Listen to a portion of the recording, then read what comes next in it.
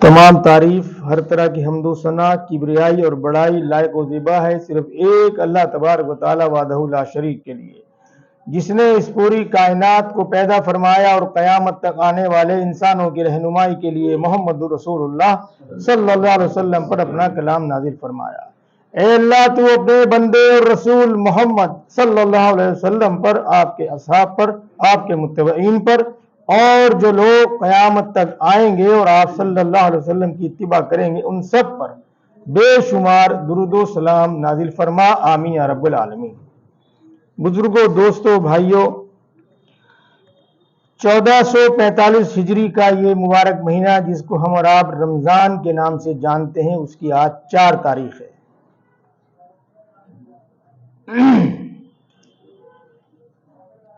ہم سب اللہ تبارک و تعالیٰ کا شکر ادا کرتے ہیں کہ اس نے ہمیں اس زندگی میں ایک مرتبہ پھر اس مبارک مہینے میں داخل کیا۔ اللہ تبارک و تعالیٰ سے دعا ہے کہ اللہ تبارک و تعالیٰ میرے لیے بھی اور آپ سب کے لیے بھی اس کی برکتوں جو ہیں وہ ہمیں حاصل ہوں، اور اللہ تبارک و تعالیٰ اس کی برکتوں سے ہمیں نوازے۔ اللہ تبارک و تعالیٰ اس مبارک مہینے کی جو برکات ہیں، جو اب تک ہم سے چیزیں رہ گئی تھیں ہماری زندگی میں، اس زندگی میں جو رمضان ہمیں حاصل ہوا ہے اس میں ہمیں اللہ تعالیٰ کو حاصل فرمائے، آمین یا رب العالمین۔ آج کے خطبہ جمعہ میں بھی اسی تعلق سے بات ہوگی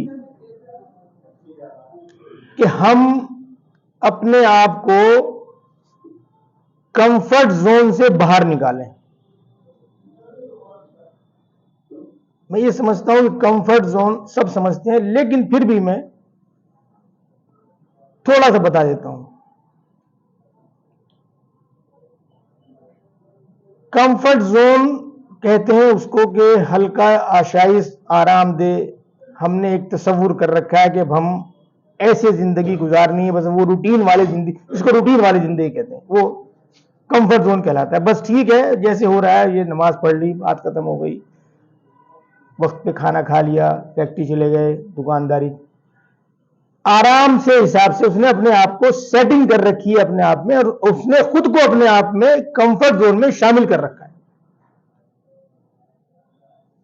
آج کے خطبہ جمعہ میں اسی بات پر ہے کہ ہم کو کمفرٹ زون سے باہر نکلنا ہے۔ میری زندگی میں اور آپ کی زندگی میں اب تک جتنے بھی رمضان آئے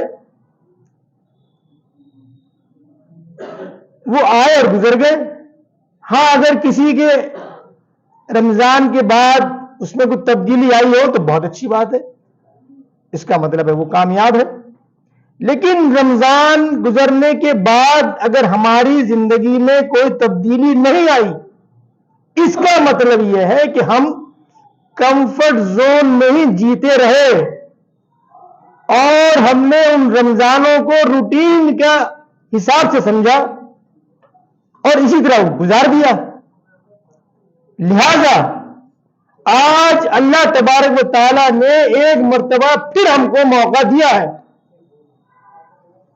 کہ ہم روٹین والی زندگی کو چھوڑ کر اپنے آپ کو کمفرٹ زون سے باہر نکال کر ہم اس مبارک مہینے میں جو ٹریننگ کا مہینہ بھی کہلاتا ہے اس میں اپنے آپ کو شامل کریں، وہ ٹریننگ حاصل کریں، اور وہ ٹریننگ حاصل کرنے کے بعد رمضان کے بعد کی جو 11 مہینے کی زندگی ہوگی اس میں ہم اس ٹریننگ کو اپنے اوپر لاگو کریں۔ ہاں، اگر کوئی شخص کے پاس یہ گارنٹی ہو کہ وہ آئندہ سال تک زندہ رہے گا تو وہ بھی کمفرٹ زون میں رہ سکتا ہے، وہ نہ نکلے۔ لیکن اگر کسی کے پاس گارنٹی نہیں ہے تو پھر ہمیں اپنی زندگی کا یہ آخری رمضان سمجھنا پڑے گا اور کمفرٹ زون سے باہر نکلنا پڑے گا۔ تبھی ہم کو اس رمضان کی برکتیں حاصل ہو سکتی ہیں، نہیں تو یہ بھی روٹین کی طریقے سے گزر جائے گا اور ہم اس کے بعد 2 رکعت عید کی پڑھ کے بات ختم ہو جائے گی، پھر گئے 1 سال کو۔ آج کیا وجہ ہے کہ لوگ اہتمام سے جمعے کے لیے آئے، باقی جمعوں کے علاوہ؟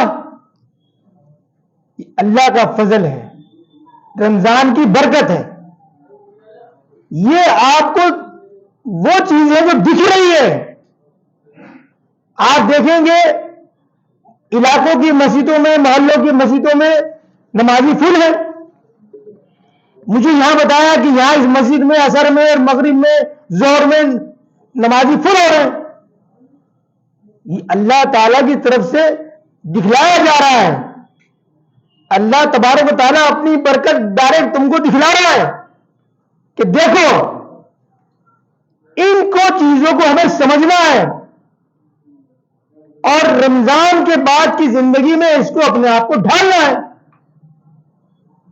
کہیں ایسا نہ ہو کہ یہ رمضان بھی ہمارے لیے جیسا اور رمضان گزرے نکل جائے اور ہم ہاتھ ملتے رہ جائیں۔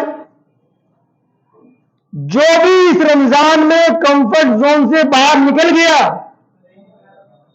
برکتیں اسی کو ملیں گی، اللہ کی رحمتوں کا نزول اسی پر ہوگا۔ اس لیے کیونکہ اللہ تعالیٰ کا پیغام تو آ چکا، اس نے مہینہ کا نزول کر دیا، جس کی آج 4 تاریخ ہے۔ تو اب ایک ایک لمحہ ہمارے لیے قیمتی ہے، ہم کسی بھی لمحے کو ضائع نہ کریں اور اس رمضان کو اپنی زندگی کا قیمتی رمضان بنائیں۔ اس قیمتی رمضان کے بنانے سے ہمارے سب کے لیے جنت الفردوس میں داخلہ آسان ہوگا۔ اگر ہم یہ چاہتے ہیں کہ ہمیں داخلہ آسانی سے مل جائے جنت الفردوس میں، تو اس قیمتی رمضان میں ہمیں برکتیں حاصل کرنی ہوں گی، اس طریقے سے زندگی گزارنی ہوگی جو اللہ تبارک و تعالیٰ چاہتا ہے۔